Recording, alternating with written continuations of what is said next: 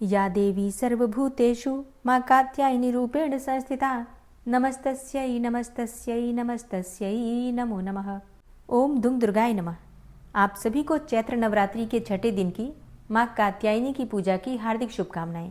मां जगदम्बा सदैव अपनी कृपा आप पर बनाई रखें। तो अब पूरे भक्ति भाव के साथ मां दुर्गा का ध्यान करते हुए दुर्गा कवच के पाठ का प्रारंभ करते हैं। सबसे पहले विनियोग है ओम नमः चंडिकायै। माँ दुर्गा के चंडी रूप को हमारा नमन है। यह भगवान ब्रह्मा जी के द्वारा लिखा गया चंडी कवच है, जिसमें कुल 56 छंद हैं। चामुंडा देवता, दिग्बंध देवता, जगदम्बा माता इत्यादि का ध्यान करके हम इस दुर्गा सप्तशती के पाठ का प्रारंभ कर रहे हैं। मार्कंडेय जी पितामह ब्रह्मा जी से कह रहे हैं कि हे भगवान ब्रह्मा, जो इस विश्व में गोपनीय है वह रहस्यपूर्ण है तथा जो सभी की रक्षा करता है और हमें अधर्म से बचाता है, साथ ही जिसे आपने अभी तक किसी को दिखाया भी नहीं है, ऐसा कोई साधन या उपाय मुझे बताइए। मार्कंडेय जी के इस प्रश्न पर भगवान ब्रह्मा कहते हैं कि उस साधन का नाम तो देवी कवच ही है, जो इस विश्व में अत्यधिक गोपनीय है। वह देवी कवच सभी का कल्याण करने वाला, पवित्रता और पुण्य देने वाला है। आपको इसी का ही जाप करना चाहिए, इससे ही आपका उद्धार होगा। माँ दुर्गा की 9 मूर्तियाँ हैं। माँ दुर्गा का प्रथम स्वरूप है माँ शैलपुत्री, दूसरा स्वरूप है माँ ब्रह्मचारिणी, माँ दुर्गा का तीसरा स्वरूप है माँ चंद्रघंटा और चौथा स्वरूप है माँ कुष्मांडा। उनका 5वां रूप स्कंद माता का है और छठा रूप माँ कात्यायनी है। 7वां स्वरूप है माँ कालरात्रि का और 8वां स्वरूप माँ महागौरी के नाम से प्रसिद्ध है। माँ दुर्गा का 9वां रूप है माँ सिद्धिदात्री। यही नव दुर्गा के रूप हैं जिसे भगवान ब्रह्मा के द्वारा वेदों के माध्यम से बताया गया है। जो मनुष्य अग्नि में जल रहा हो, सभी ओर से शत्रुओं से घिर गया हो, विपरीत परिस्थितियों का सामना कर रहा हो और उस समय यदि वह माँ दुर्गा की शरण में जाता है तो उसका कभी भी बुरा नहीं हो सकता है। अर्थात माँ दुर्गा का ध्यान किए जाने पर माँ दुर्गा उसकी हर परिस्थिति में सहायता करती हैं।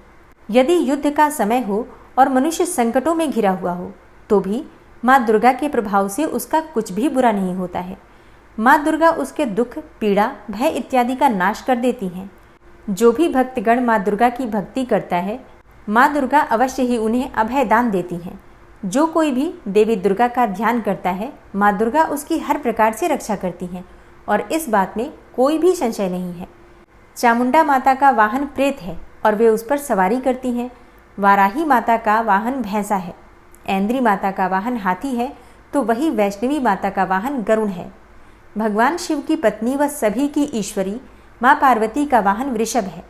कुमारी माता का वाहन मोर है। लक्ष्मी माता कमल के आसन पर विराजमान है और उन्होंने अपने हाथों में भी कमल लिया हुआ है। वे भगवान विष्णु को अत्यधिक प्रिय हैं। वृषभ पर बैठी हुई माँ पार्वती का रंग सफ़ेद है। भगवान ब्रह्मा की पत्नी माँ ब्राह्मी या माँ सरस्वती हंस पर बैठी हुई हैं और सभी प्रकार के आभूषण पहने हुए हैं। इस प्रकार से माता रानी अपने भिन्न भिन्न रूपों में सभी तरह के योग व शक्तियों को ली हुई हैं। उन्होंने कई प्रकार के आभूषण व रत्न पहने हुए हैं जो उनकी शोभा को बढ़ा रहे हैं। माँ दुर्गा का एक रूप अत्यधिक क्रोध में रथ पर बैठा हुआ दिखाई देता है, जो दुष्टों का नाश करने के लिए है। वे अपने हाथ में शंख, सुदर्शन चक्र, गदा, हल, मूसल इत्यादि लिए हुए हैं। इसके अलावा उन्होंने अपने हाथों में खेटक, तोमर, परशु, पाश, त्रिशूल तथा उत्तम कोटि का धनुष भी लिया हुआ है। माँ दुर्गा दैत्यों, दुष्टों व राक्षसों का नाश कर देती हैं, भक्तों का कल्याण करती हैं तथा देवताओं का सदैव हित करती हैं। इसी उद्देश्य के तहत ही उन्होंने भिन्न भिन्न भांति के अस्त्र शस्त्र लिए हुए हैं। माँ दुर्गा के महारुद्र, प्रलयंकारी, पराक्रमी, महाशक्तिशाली, अत्यधिक उत्साही तथा भय का नाश कर देने वाले इस रूप को हम सभी नमस्कार करते हैं। माँ देवी के उस प्रलयंकारी रूप की ओर देखना भी बहुत मुश्किल है, जो शत्रुओं का भय बढ़ाने का कार्य करता है। पूर्व दिशा में इंद्री देवी मेरी रक्षा कीजिए, आग्नेय दिशा में अग्नि देवी मेरी रक्षा कीजिए, दक्षिण दिशा में वाराही माता, नैऋत्य कोण में खड़ग धारिणी माँ, पश्चिम दिशा में वारुणी देवी और वायव्य कोण में मृगवाहिनी देवी मेरी रक्षा कीजिए। उत्तर दिशा में माँ कुमारी, ईशान कोण में शूलधारिणी, आकाश से अर्थात ऊपर से माँ ब्रह्माणी तथा नीचे अर्थात पाताल लोक से माँ वैष्णवी मेरी रक्षा कीजिए। राक्षसों के शवों को अपने वाहन के रूप में उपयोग में लाने वाली माँ चामुंडा देवी आप दशों दिशाओं से मेरी रक्षा कीजिए। आगे से माँ जया तथा पीछे से माँ विजया आप मेरी रक्षा कीजिए। माँ अजिता मेरे वाम भाग में और दक्षिण दिशा में अपराजिता देवी मेरी रक्षा करें। मेरे शिखा की रक्षा उद्योतिनी देवी और माँ उमा मेरे सिर की रक्षा करें, अर्थात उसमें वास करें। आप मेरे ललाट की मालाधारी के रूप में और भौहों का यशस्विनी के रूप में संरक्षण करें। भौहों के बीच में त्रिनेत्र के रूप में और नाक की यम घंटा के रूप में रक्षा करें। दोनों आँखों के बीच में शंख माता के रूप में और कानों की द्वारवासिनी के रूप में रक्षा करें। मेरे कपाल की कालिका के रूप में और कानों के मूल की शांकरी देवी रक्षा करें। नासिका की सुगंधा देवी और होंठ के ऊपरी भाग की चर्चिका देवी रक्षा करें। होंठ के निचले भाग की रक्षा अमृत कला देवी और जीभ की सरस्वती देवी रक्षा करें। मेरे दांतों की कुमारी देवी, कंठ की चंडिका देवी, घंटिका की चित्रघंटा देवी और तालु की महामाया देवी रक्षा करें। मेरी ठोड़ी की कामाक्षी देवी, वाणी की सर्वमंगला देवी, ग्रीवा की भद्रकाली तथा मेरुदंड की धनुर्धारी देवी रक्षा करें। बाहरी कंठ की नीलग्रीवा देवी, कंठ नलिका की नलकूबरी, कंधों की खड़गनी देवी और भुजाओं की वज्रधारिणी देवी रक्षा करें। दोनों हाथों की दंडिनी देवी, अंगुलियों की जगदम्बिका माता, नाखूनों की शूलेश्वरी देवी और पेट की कुलेश्वरी देवी रक्षा करें। स्तनों की महादेवी, मन की शोक विनाशिनी देवी, हृदय की ललिता देवी और उदर की शूलधारिणी देवी रक्षा करें। नाभि की कामिनी देवी, गुहा की गुहेश्वरी देवी, लिंग की पूतना व कामिका देवी तथा गुदा की महिषवासिनी देवी रक्षा करें। कटिभाग की भगवती देवी, घुटनों की विंध्यवासिनी देवी, जांघों की महाबला देवी रक्षा करें और सभी कामनाओं को पूरा करें। मेरी घुट्टियों की नारसिंही देवी, पैरों के आगे भाग की तेजसी देवी, पैरों की उंगलियों की श्री देवी और पैरों के तले की तलवासिनी देवी रक्षा करें। पैरों के नाखूनों की दृष्टा कराली देवी, केशों की ऊर्ध्वकेशिनी देवी, रोम छिद्रों की कौबेरी देवी तथा त्वचा की बागीश्वरी देवी रक्षा करें। माँ पार्वती देवी मेरे रक्त, मांस, हड्डियों इत्यादि की रक्षा करें। आंतों की कालरात्रि देवी और पित्त की मुकुटेश्वरी देवी रक्षा करें। पद्म कोशों की माँ पद्मावती देवी, कफ की चूड़ामणि देवी, नाखूनों की धार की ज्वालामुखी देवी और शरीर की संधियों की अभेद्या देवी रक्षा करें। मेरे वीर्य की रक्षा माँ ब्रह्माणी देवी, छाया की छत्रेश्वरी देवी तथा धर्मधारिणी देवी मेरे अहंकार व मन और बुद्धि की रक्षा करें। हे माँ दुर्गा, आप मेरे प्राणों, व्यान, उदान की समान रूप से रक्षा करें। वज्रहस्ता देवी मेरे प्राणों की रक्षा करें और मेरा कल्याण करें। आप मेरी सभी इंद्रियों, रस, रूप, गंध, शब्द व स्पर्श में बसती हैं। हे नारायणी देवी, आप मेरे सत्वगुण, रजगुण व तमोगुण की रक्षा करें। मेरे आयु की वाराही देवी, वैष्णवी देवी धर्म की, यश व कीर्ति की लक्ष्मी देवी तथा धन व विद्या की चक्रिणी देवी रक्षा करें।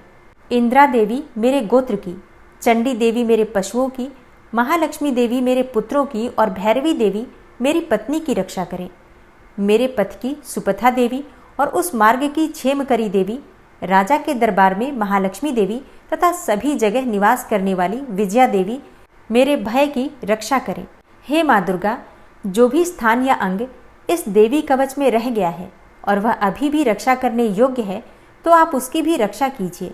आप मेरे पापों का नाश करके मेरा उद्धार कीजिए। माँ दुर्गा की आज्ञा के बिना कोई भी व्यक्ति इस विश्व में एक कदम भी आगे नहीं बढ़ सकता है। हम यदि कहीं भी जा रहे हैं तो हमें अवश्य ही इस देवी कवच का पाठ करना चाहिए और उसके बाद ही प्रस्थान करना चाहिए। इस दुर्गा रक्षा कवच के पाठ से हमें हर जगह लाभ व सफलता मिलती है और हमारे सभी काम बन जाते हैं। हम जब भी माँ दुर्गा का ध्यान करते हैं, वैसे ही हमारे सभी काम बनते चले जाते हैं। उस व्यक्ति को इस पृथ्वी पर बिना किसी तुलना के परम यश और वैभव प्राप्त होता है। जो भी भक्तगण इस देवी रक्षा कवच का पाठ करता है, उसका भय समाप्त हो जाता है, युद्ध में उसकी विजय होती है तथा वह तीनों लोकों में पूजनीय हो जाता है। देवी माता का यह रक्षा कवच देवताओं तक के लिए बहुत दुर्लभ है। जो व्यक्ति इस देवी कवच का तीनों समय श्रद्धा भाव के साथ पाठ करता है, उसे देवी माता की कृपा से तीनों लोकों में विजय मिलती है। वह अकाल मृत्यु के भय से दूर होता है तथा 100 वर्षों से भी अधिक समय तक जीवित रहता है। इस दुर्गा कवच के पाठ से व्यक्ति के शरीर में होने वाले हर तरह के रोग समाप्त हो जाते हैं। उसके शरीर में बनने वाला विष भी समाप्त हो जाता है तथा कोई रोग उसका कुछ भी बिगाड़ नहीं सकता है। जो भी मनुष्य इस दुर्गा रक्षा कवच को अपने हृदय में धारण कर लेता है, उस पर इस पृथ्वी पर होने वाले सभी तरह के अभिचारण मंत्र तंत्र का प्रभाव समाप्त हो जाता है। सभी तरह की डाकिनी शाकिनी, अंतरिक्ष में रहने वाले अति शक्तिशाली व भयंकर डाकिन, भूत, पिशाच, यक्ष, गंधर्व, राक्षस, ब्रह्म राक्षस, वेताल, कुष्मांडा, भैरव इत्यादि सभी तरह की नकारात्मक शक्तियों के प्रभाव इस दुर्गा कवच के माध्यम से समाप्त हो जाते हैं। इस रक्षा कवच का पाठ करने वाला व्यक्ति राजा से सम्मान प्राप्त करता है और उसकी सुख संपत्ति में वृद्धि होती है। जो भी व्यक्ति इस देवी कवच का पाठ करता है, उसका हर जगह यश बढ़ता ही जाता है। और जो भी इस कवच का 7 बार जाप करता है, उसका वंश इस पृथ्वी के अंत तक रहता है। इसके पश्चात जब उसकी मृत्यु हो जाती है, तब वह माँ दुर्गा के आशीर्वाद से परम स्थान को प्राप्त करता है, जो देवताओं को भी अत्यंत दुर्लभ है। उसे महामाया का प्रसाद मिलता है और उसकी मुक्ति हो जाती है। वह माँ दुर्गा के आशीर्वाद से सुंदर रूप को धारण करता है और भगवान शिव के समान आनंद प्राप्त करता है। श्री देवी दुर्गा कवच संपूर्ण हुआ। और अब पूरे भक्तिभाव से माँ दुर्गा का ध्यान करके अर्गला स्तोत्र का पाठ करते हैं। ओम नमः चंडिकायै। माँ चंडिका देवी को नमस्कार है। मार्कंडेय ऋषि जी कहते हैं, जयंती अर्थात सबसे उत्कृष्ट एवं विजयशालिनी, मंगला अर्थात अपने भक्तों के जन्म मरण आदि संसार बंधन को दूर करने वाली, मोक्षदायिनी मंगलदायी देवी, काली अर्थात प्रलय काल में संपूर्ण सृष्टि को अपना ग्रास बना लेने वाली देवी, भद्रकाली अर्थात अपने भक्तों के लिए ही भद्र अथवा मंगल स्वीकार करने वाली, कपालिनी अर्थात हाथ में कपाल तथा गले में मुंडमाला धारण करने वाली, दुर्गा अर्थात कर्म एवं उपासना स्वरूप दुस्साध्य साधन से प्राप्त होने वाली, क्षमा अर्थात अत्यंत करुणामय स्वभाव होने के कारण अपने भक्तों के सारे अपराध क्षमा करने वाली, शिवा अर्थात सबका कल्याण करने वाली, धात्री अर्थात संपूर्ण प्रपंच को धारण करने वाली, स्वाहा अर्थात स्वाहा रूप से यज्ञ भाग ग्रहण करके देवताओं का पोषण करने वाली, और स्वधा अर्थात स्वधा रूप से श्राद्ध और तर्पण को स्वीकार करके पितरों का पोषण करने वाली। इन नामों से प्रसिद्ध हे जगदम्बिके, तुम्हें मेरा नमस्कार है। हे देवी चामुंडे, तुम्हारी जय हो। संपूर्ण प्राणियों की पीड़ा हरने वाली देवी, तुम्हारी जय हो। सब में व्याप्त रहने वाली देवी, तुम्हारी जय हो। हे कालरात्रि, तुम्हें नमस्कार है। मधु और कैटब को मारने वाली तथा ब्रह्मा जी को वरदान देने वाली देवी, तुम्हें नमस्कार है। तुम मुझे रूप दो, जय दो, यश दो और काम क्रोध आदि शत्रुओं का नाश करो। महिषासुर का नाश करने वाली तथा भक्तों को सुख देने वाली हे देवी, तुम्हें नमस्कार है। तुम रूप दो, जय दो, यश दो और काम क्रोध आदि शत्रुओं का नाश करो। रक्त बीज का वध और चंडमुंड का विनाश करने वाली हे देवी, तुम रूप दो, जय दो, यश दो और काम क्रोध आदि शत्रुओं का नाश करो। शुंभ और निशुंभ तथा धूम्रलोचन का मर्दन करने वाली हे देवी, तुम रूप दो, जय दो, यश दो और काम क्रोध आदि शत्रुओं का नाश करो। सबके द्वारा वंदित युगल चरणों वाली तथा संपूर्ण सौभाग्य प्रदान करने वाली हे देवी, तुम रूप दो, जय दो, यश दो और काम क्रोध आदि शत्रुओं का नाश करो। हे देवी, तुम्हारे रूप और चरित्र अचिंत्य हैं। तुम समस्त शत्रुओं का विनाश करने वाली हो। तुम रूप दो, जय दो, यश दो और काम क्रोध आदि शत्रुओं का नाश करो। पापों को दूर करने वाली हे चंडिके, जो भक्तिपूर्वक तुम्हारे चरणों में सर्वदा मस्तक झुकाते हैं, उन्हें रूप दो, जय दो, यश दो और उनके काम क्रोध आदि शत्रुओं का नाश करो। रोगों का नाश करने वाली हे चंडिके, जो भक्तिपूर्वक तुम्हारी स्तुति करते हैं, उन्हें रूप दो, जय दो, यश दो और उनके काम क्रोध आदि शत्रुओं का नाश करो। हे चंडिके, इस संसार में जो भक्तिपूर्वक तुम्हारी पूजा करते हैं, उन्हें रूप दो, जय दो, यश दो और उनके काम क्रोध आदि शत्रुओं का नाश करो। मुझे सौभाग्य और आरोग्य दो, परम सुख दो। रूप दो, जय दो, यश दो और मेरे काम क्रोध आदि शत्रुओं का नाश करो। जो मुझसे द्वेष रखते हों, उनका नाश और मेरे बल की वृद्धि करो। रूप दो, जय दो, यश दो और मेरे काम क्रोध आदि शत्रुओं का नाश करो। हे देवी, मेरा कल्याण करो, मुझे उत्तम संपत्ति प्रदान करो।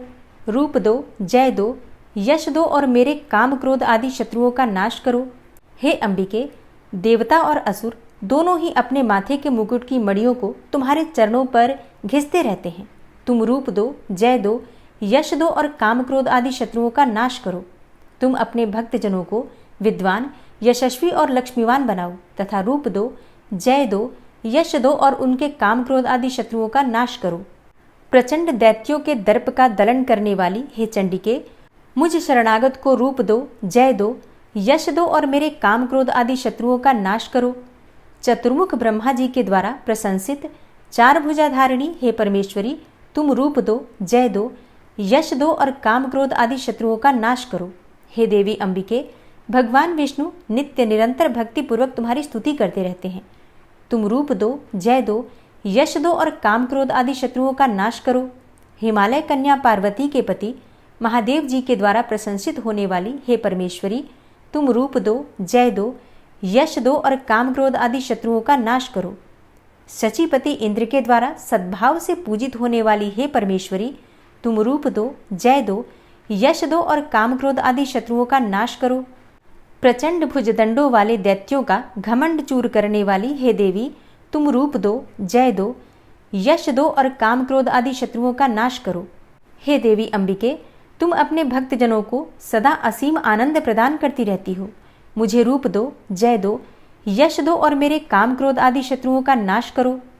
मन की इच्छा के अनुसार चलने वाली मनोहर पत्नी प्रदान करो, जो दुर्गम संसार सागर से तारने वाली तथा उत्तम कुल में उत्पन्न हुई हो। जो मनुष्य इस अर्गला स्तोत्र का पाठ करके सप्तशती रूपी महास्तोत्र का पाठ करता है, वह सप्तशती की जप संख्या से मिलने वाले श्रेष्ठ फल को प्राप्त होता है। साथ ही वह प्रचुर संपत्ति भी प्राप्त कर लेता है। अर्गला स्तोत्र संपूर्ण हुआ। कीलक स्तोत्र। ओम नमः चंडिकायै। मार्कंडेय ऋषि जी कहते हैं, चंडिका देवी को नमस्कार है। विशुद्ध ज्ञान ही जिनका शरीर है, तीनों वेद ही जिनके तीनों दिव्य नेत्र हैं, और जो कल्याण प्राप्ति के हेतु हैं तथा अपने मस्तक पर अर्धचंद्र का मुकुट धारण करते हैं, उन भगवान शिव को नमस्कार है। मंत्रों का जो अभिकीलक है, अर्थात मंत्रों की सिद्धि में विघ्न उपस्थित करने वाले शाप रूपी कीलक का जो निवारण करने वाला है, उस सप्तशती स्तोत्र को संपूर्ण रूप से जानना चाहिए और जानकर उसकी उपासना करनी चाहिए। यद्यपि सप्तशती के अतिरिक्त अन्य मंत्रों के जप में भी जो निरंतर लगा रहता है, वह भी कल्याण का भागी होता है। उसके भी उच्चाटन आदि कर्म सिद्ध होते हैं तथा उसे भी समस्त दुर्लभ वस्तुओं की प्राप्ति हो जाती है। तथापि जो अन्य मंत्रों का जप न करके केवल इस सप्तशती नामक स्तोत्र से ही देवी की स्तुति करते हैं, उन्हें स्तुति मात्र से ही सच्चिदानंद स्वरूपिणी देवी सिद्ध हो जाती हैं। उन्हें अपने कार्य की सिद्धि के लिए मंत्र, औषधि तथा अन्य किसी साधन के उपयोग की आवश्यकता नहीं रहती। बिना जप के ही उनके उच्चाटन आदि समस्त अभिचारी कर्म सिद्ध हो जाते हैं। इतना ही नहीं, उनकी संपूर्ण अभिष्ट वस्तुएं भी सिद्ध हो जाती हैं। लोगों के मन में यह शंका थी कि जब केवल सप्तशती की उपासना से अथवा सप्तशती को छोड़कर अन्य मंत्रों की उपासना से भी समान रूप से सब कार्य सिद्ध होते हैं, तब इनमें श्रेष्ठ कौन सा साधन है? लोगों की इस शंका को सामने रखकर भगवान शंकर ने अपने पास आए हुए जिज्ञासुओं को समझाया कि यह सप्तशती नामक संपूर्ण स्तोत्र ही सर्वश्रेष्ठ एवं कल्याणमय है। तदनंतर भगवती चंडिका के सप्तशती नामक स्तोत्र को महादेव जी ने गुप्त कर दिया। सप्तशती के पाठ से जो पुण्य प्राप्त होता है, उसकी कभी समाप्ति नहीं होती, परंतु अन्य मंत्रों के जप से उत्पन्न पुण्य की समाप्ति हो जाती है। अतः भगवान शिव ने अन्य मंत्रों की अपेक्षा जो सप्तशती की ही श्रेष्ठता का निर्णय किया, उसे यथार्थ ही जानना चाहिए। अन्य मंत्रों का जप करने वाला पुरुष भी यदि सप्तशती के स्तोत्र और जप का अनुष्ठान कर ले, तो वह भी पूर्ण रूप से ही कल्याण का भागी होता है। इसमें तनिक भी संदेह नहीं है। जो साधक कृष्ण पक्ष की चतुर्दशी अथवा अष्टमी को एकाग्रचित्त होकर भगवती की सेवा में अपना सर्वस्व समर्पित कर देता है और फिर उसे प्रसाद रूप से ग्रहण करता है, उसी पर भगवती प्रसन्न होती हैं, अन्यथा उनकी प्रसन्नता नहीं प्राप्त होती। इस प्रकार सिद्धि के प्रतिबंधक रूप कील के द्वारा महादेव जी ने इस स्तोत्र को कीलित कर रखा है। जो पूर्वोक्त रीति से निष्कीलन करके इस सप्तशती स्तोत्र का प्रतिदिन स्पष्ट उच्चारण पूर्वक पाठ करता है, वह मनुष्य सिद्ध हो जाता है, वही देवी का पार्षद होता है और वही गंधर्व भी होता है। सर्वत्र विचरते रहने पर भी इस संसार में उसे कहीं भी भय नहीं होता। वह अपमृत्यु के वश में नहीं पड़ता तथा देह त्यागने के बाद वह मोक्ष प्राप्त कर लेता है। अतः कीलन को जानकर उसका परिहार करके ही सप्तशती का पाठ आरंभ करें। जो ऐसा नहीं करता उसका नाश हो जाता है।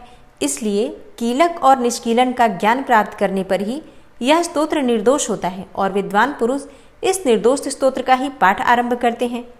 स्त्रियों में जो कुछ भी सौभाग्य आदि दृष्टिगोचर होता है वह सब देवी के प्रसाद रूप का ही फल है। अतः इस कल्याणमय स्तोत्र का सदा जाप करना चाहिए। इस स्तोत्र का मंद स्वर से पाठ करने पर स्वल्प फल की प्राप्ति होती है और उच्च स्वर से पाठ करने पर पूर्ण फल की सिद्धि होती है। अतः उच्च स्वर से ही इसका पाठ आरंभ करना चाहिए। जिनके प्रसाद से ऐश्वर्य, सौभाग्य, आरोग्य, संपत्ति, शत्रुनाश तथा परम मोक्ष की भी सिद्धि होती है, उस कल्याणमयी जगदम्बा की स्तुति मनुष्य क्यों नहीं करते। कीलक स्तोत्र संपूर्ण हुआ। दोस्तों, आज की वीडियो में आप सुनेंगे दुर्गा सप्तशती का 12वां और 13वां अध्याय। देवी बोली, हे देवताओं, जो एकाग्र चित्त होकर प्रतिदिन इन स्तुतियों से मेरा स्तवन करेगा उसकी सारी बाधा मैं निश्चय ही दूर कर दूंगी। जो मधुकैटभ का नाश, महिषासुर का वध तथा शुंभ निशुंभ के संहार के प्रसंग का पाठ करेंगे तथा अष्टमी, नवमी और चतुर्दशी को भी जो एकाग्र चित्त होकर भक्ति पूर्वक मेरे उत्तम महात्म्य का श्रवण करेंगे, उन्हें कोई पाप नहीं छू सकेगा। उन पर पाप जनित आपत्तियां भी नहीं आएंगी। उनके घर में कभी दरिद्रता नहीं होगी तथा उनको कभी प्रेमी जनों के बिछोह का कष्ट भी नहीं भोगना पड़ेगा। इतना ही नहीं, उन्हें शत्रु से, लुटेरों से, राजा से, शस्त्र से, अग्नि से तथा जल की राशि से भी कभी भय नहीं होगा। इसलिए सबको एकाग्रचित्त होकर भक्ति पूर्वक मेरे इस महात्म्य को सदा पढ़ना और सुनना चाहिए। यह परम कल्याणकारक है। मेरा महात्म्य महामारी जनित समस्त उपद्रवों तथा आध्यात्मिक आदि तीनों प्रकार के उत्पातों को शांत करने वाला है। मेरे जिस मंदिर में प्रतिदिन विधि पूर्वक मेरे इस महात्म्य का पाठ किया जाता है, उस स्थान को मैं कभी नहीं छोड़ती। वहां सदा ही मेरा सन्निधान बना रहता है। बलिदान, पूजा, होम तथा महोत्सव के अवसरों पर मेरे इस चरित्र का पूरा पाठ और श्रवण करना चाहिए। ऐसा करने पर मनुष्य विधि को जानकर या बिना जाने भी मेरे लिए जो बलि, पूजा या होम आदि करेगा, उसे मैं बड़ी प्रसन्नता के साथ ग्रहण करूंगी। शरत काल में जो वार्षिक महापूजा की जाती है, उस अवसर पर जो मेरे इस महात्म्य को भक्तिपूर्वक सुनेगा, वह मनुष्य मेरे प्रसाद से सब बाधाओं से मुक्त तथा धन, धान्य एवं पुत्र से संपन्न होगा। इसमें तनिक भी संदेह नहीं है। मेरे इस महात्म्य, मेरे प्रादुर्भाव की सुंदर कथाएं तथा युद्ध में किए हुए मेरे पराक्रम सुनने से मनुष्य निर्भय हो जाता है। मेरे महात्म्य का श्रवण करने वाले पुरुषों के शत्रु नष्ट हो जाते हैं, उन्हें कल्याण की प्राप्ति होती है तथा उनका कुल आनंदित रहता है। सर्वत्र शांति कर्म में बुरे स्वप्न दिखाई देने पर तथा ग्रह जनित भयंकर पीड़ा उपस्थित होने पर मेरा महात्म्य श्रवण करना चाहिए। इससे सब विघ्न तथा भयंकर ग्रह पीड़ाएं समाप्त हो जाती हैं। बाल ग्रहों से आक्रांत हुए बालकों के लिए यह महात्म्य शांतिकारक है तथा मनुष्यों के संगठन में फूट होने पर यह अच्छी प्रकार मित्रता कराने वाला होता है। यह महात्म्य समस्त दुराचारियों के बल का नाश करने वाला होता है। इसके पाठ मात्र से राक्षसी, भूतों और पिशाचों का नाश हो जाता है। मेरा यह सब महात्म्य मेरे सामीप्य की प्राप्ति कराने वाला है। सम्यक प्रकार पुष्प, अर्घ्य, धूप, दीप, गंध आदि उत्तम सामग्रियों द्वारा पूजन करने से, ब्राह्मणों को भोजन कराने से, होम करने से, प्रतिदिन अभिषेक करने से, नाना प्रकार के अन्य भोगों का अर्पण करने से तथा दान देने आदि से 1 वर्ष तक जो मेरी आराधना की जाती है और उससे मुझे जितनी प्रसन्नता होती है, उतनी प्रसन्नता मेरे इस उत्तम चरित्र का एक बार श्रवण करने मात्र से हो जाती है। यह महात्म्य श्रवण करने पर पापों को हर लेता और आरोग्य प्रदान करता है। मेरे प्रादुर्भाव का कीर्तन समस्त भूतों से रक्षा करता है तथा मेरा युद्ध विषयक चरित्र दुष्ट दैत्यों का संहार करने वाला होता है। इसके श्रवण करने पर मनुष्यों को शत्रु का भय नहीं रहता। हे देवताओं, तुमने और ब्रह्मर्षियों ने जो मेरी स्तुतियां की हैं तथा ब्रह्मा जी ने जो स्तुतियां की हैं, वे सभी कल्याणमयी बुद्धि प्रदान करती हैं। वन में, सूने मार्ग में अथवा दावानल से घिर जाने पर, निर्जन स्थान में लुटेरों के दाव में पड़ जाने पर या शत्रुओं के पकड़े जाने पर अथवा जंगल में सिंह, व्याघ्र या जंगली हाथियों के पीछा करने पर, कुपित राजा के आदेश से वध या बंधन के स्थान में ले जाए जाने पर अथवा महासागर में नाव पर बैठने के बाद भारी तूफान से नाव के डगमग होने पर और अत्यंत भयंकर युद्ध में शस्त्रों का प्रहार होने पर अथवा वेदना से पीड़ित होने पर, किम बहुना सभी भयानक बाधाओं के उपस्थित होने पर, जो मेरे इस चरित्र का स्मरण करता है वह मनुष्य संकट से मुक्त हो जाता है। मेरे प्रभाव से सिंह आदि हिंसक जंतु नष्ट हो जाते हैं तथा लुटेरे और शत्रु भी मेरे चरित्र का स्मरण करने वाले पुरुष से दूर भागते हैं। ऋषि कहते हैं, यो कहकर प्रचंड पराक्रम वाली भगवती चंडिका सब देवताओं के देखते देखते वहीं अंतर्ध्यान हो गई। फिर समस्त देवता भी शत्रुओं के मारे जाने से निर्भय हो पहले की भांति यज्ञ भाग का उपभोग करते हुए अपने अपने अधिकार का पालन करने लगे। संसार का विध्वंस करने वाले महाभयंकर अतुल पराक्रमी देव शत्रु शुंभ तथा महाबली निशुंभ के युद्ध में देवी द्वारा मारे जाने पर शेष दैत्य पाताल लोक में चले गए। हे राजन, इस प्रकार भगवती अंबिका देवी नित्य होती हुई भी पुनः पुनः प्रकट होकर जगत की रक्षा करती हैं। वे ही इस विश्व को मोहित करती, वे ही जगत को जन्म देती तथा वे ही प्रार्थना करने पर संतुष्ट हो विज्ञान एवं समृद्धि प्रदान करती हैं। हे राजन, महाप्रलय के समय महामारी का स्वरूप धारण करने वाली वे महाकाली ही इस समस्त ब्रह्मांड में व्याप्त हैं। वे ही समय समय पर महामारी होती हैं और वे ही स्वयं अजन्मा होती हुई भी सृष्टि के रूप में प्रकट होती हैं। वे सनातनी देवी ही समयानुसार संपूर्ण भूतों की रक्षा करती हैं। मनुष्यों के अभ्युदय के समय वे ही घर में लक्ष्मी के रूप में स्थित हो उन्नति प्रदान करती हैं और वे ही अभाव के समय दरिद्रता बनकर विनाश का कारण होती हैं। पुष्प, धूप और गंध आदि से पूजन करके उनकी स्तुति करने पर वे धन, पुत्र, धार्मिक बुद्धि तथा उत्तम गति प्रदान करती हैं। ओम नमः चंडिकायै। इस प्रकार श्री मार्कंडेय पुराण में सावर्णिक मनवंतर की कथा के अंतर्गत देवी महात्म्य में फलस्तुति नामक 12वां अध्याय पूरा हुआ। और अब आप सुनेंगे दुर्गा सप्तशती का 13वां अध्याय। और दुर्गा सप्तशती के 13वें अध्याय में सुरथ और वैश्य को देवी का वरदान प्राप्त होने का वर्णन किया गया है। ऋषि कहते हैं, हे राजन, इस प्रकार मैंने तुमसे देवी के उत्तम महात्म्य का वर्णन किया जो इस जगत को धारण करती हैं। उन देवी का ऐसा ही प्रभाव है। वे ही विद्या अर्थात ज्ञान उत्पन्न करती हैं। भगवान विष्णु की माया स्वरूपा उन भगवती के द्वारा ही तुम ये वैश्य तथा अन्यान्य विवेकी जन मोहित होते हैं, मोहित हुए हैं तथा आगे भी मोहित होते रहेंगे। हे महाराज, तुम उन्हीं परमेश्वरी की शरण में जाओ। आराधना करने पर वे ही मनुष्यों को भोग, स्वर्ग तथा मोक्ष प्रदान करती हैं। मार्कंडेय जी कहते हैं, हे क्रौष्टकी जी, मेधा मुनि के ये वचन सुनकर राजा सुरथ ने उत्तम व्रत का पालन करने वाले उन महाभाग महर्षि को प्रणाम किया। वे अत्यंत ममता और राज्यापहरण से बहुत खिन्न हो चुके थे। हे महामुने, इसलिए विरक्त होकर वे राजा तथा वैश्य तत्काल तपस्या को चले गए और वे जगदम्बा के दर्शन के लिए नदी के तट पर रहकर तपस्या करने लगे। वे वैश्य उत्तम देवी सूक्त का जप करते हुए तपस्या में प्रवृत्त हुए। वे दोनों नदी के तट पर देवी की मिट्टी की मूर्ति बनाकर पुष्प, धूप और हवन आदि के द्वारा उनकी आराधना करने लगे। उन्होंने पहले तो आहार को धीरे धीरे कम किया, फिर बिल्कुल निराहार रहकर देवी में ही मन लगाए एकाग्रता पूर्वक उनका चिंतन आरंभ किया। वे दोनों अपने शरीर के रक्त से प्रोक्षित बलि देते हुए लगातार 3 वर्ष तक संयम पूर्वक आराधना करते रहे। इस पर प्रसन्न होकर जगत को धारण करने वाली चंडिका देवी ने प्रत्यक्ष दर्शन देकर कहा। देवी बोली, हे राजन तथा अपने कुल को आनंदित करने वाले वैश्य, तुम लोग जिस वस्तु की अभिलाषा रखते हो वह मुझसे मांगो, मैं संतुष्ट हूँ, अतः तुम्हें वह सब कुछ दूंगी। मार्कंडेय जी कहते हैं, तब राजा ने दूसरे जन्म में नष्ट न होने वाला राज्य मांगा तथा इस जन्म में भी शत्रुओं की सेना को बलपूर्वक नष्ट करके पुनः अपना राज्य प्राप्त कर लेने का वरदान मांगा। वैश्य का चित्त संसार की ओर से खिन्न एवं विरक्त हो चुका था और वे बड़े बुद्धिमान थे। अतः उस समय तो उन्होंने ममता और अहंता रूप आसक्ति का नाश करने वाला ज्ञान मांगा। देवी बोली, हे राजन, तुम थोड़े ही दिनों में शत्रुओं को मारकर अपना राज्य प्राप्त कर लोगे। अब वहां तुम्हारा राज्य स्थिर रहेगा। फिर मृत्यु के पश्चात तुम भगवान विवस्वान अर्थात सूर्य के अंश से जन्म लेकर इस पृथ्वी पर सावर्णिक मनु के नाम से विख्यात होगे। वैश्यवर्य, तुमने भी जिस वर को मुझसे प्राप्त करने की इच्छा की है उसे देती हूँ। तुम्हें मोक्ष के लिए ज्ञान प्राप्त होगा। मार्कंडेय जी कहते हैं, इस प्रकार उन दोनों को मनोवांछित वरदान देकर तथा उनके द्वारा भक्ति पूर्वक अपनी स्तुति सुनकर देवी अंबिका तत्काल अंतर्ध्यान हो गई। इस तरह देवी से वरदान पाकर क्षत्रियों में श्रेष्ठ सुरथ सूर्य से जन्म ले सावर्णी नामक मनु होंगे। इस प्रकार श्री मार्कंडेय पुराण में सावर्णिक मनवंतर की कथा के अंतर्गत देवी महात्म्य में सुरथ और वैश्य को वरदान नामक 13वां अध्याय पूरा हुआ। ओम नमः चंडिकायै। और अब आप सुनेंगे माँ दुर्गा की आरती। भोर भई दिन चढ़ गया मेरी अम्बे, हो रही जय जयकार मंदिर विच आरती जय माँ। हे दरबारा वाली आरती जय माँ, ओ पहाड़ा वाली आरती जय माँ।